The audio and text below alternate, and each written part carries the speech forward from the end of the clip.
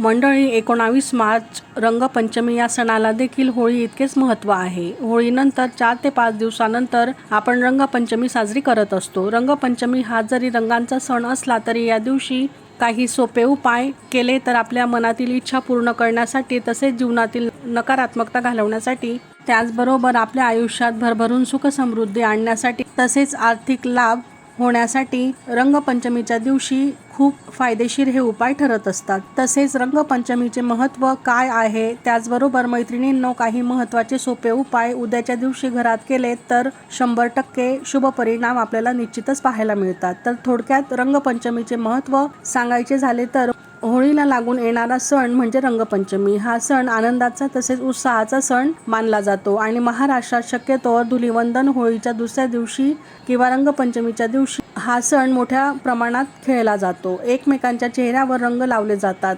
आमच्या नाशिकमध्ये शक्यतो धुलीवंदनापेक्षा रंगपंचमीला रंग खेळले जातात. मोठ्या प्रमाणावर हा सण साजरी केला जातो. तर या दिवशी देवघरातील बाळकृष्णांची मूर्ती असेल किंवा स्वामी समर्थ महाराजांची मूर्ती असेल, तसेच श्री गणेशांची मूर्ती असेल, त्यांना थोडा थोडा आपण रंग लावावा. कारण प्रत्येक सणवाराला आपण पूजा अर्चाही करत असतो. उत्साह आनंदात सर्व सण आपण साजरी करतो. देवांना रंग लावल्याने त्यांच्या प्रती आदरपूर्वक भावना व्यक्त केल्या जातात. मनापासून प्रत्येक देवाचं स्मरण आपण करावं, कारण देवाजवळ आपण फक्त दुःख सांगतो, पण आनंदी असताना आपल्या मनातील भावना बऱ्याचदा देवाजवळ व्यक्त केल्या जात नाहीत. म्हणून अशा दिवशी देवांसोबत तो आनंद आपण व्यक्त करावा, यामुळे मनशांती लाभते. तसेच रंगपंचमीच्या दिवशी थोडी काळजी घ्यावी. नैसर्गिक रंग वापरावेत, केमिकलयुक्त रंग वापरू नयेत. त्यामुळे स्किनचे बरेचसे प्रॉब्लेम होत असतात. तसेच पाणीही आपण जपून वापरावं. तर आता उपायांबाबत सांगायचे झाले तर या दिवशी श्रीकृष्ण, श्रीराम तसेच भगवान श्री हरिविष्णू यांना पिवळा रंग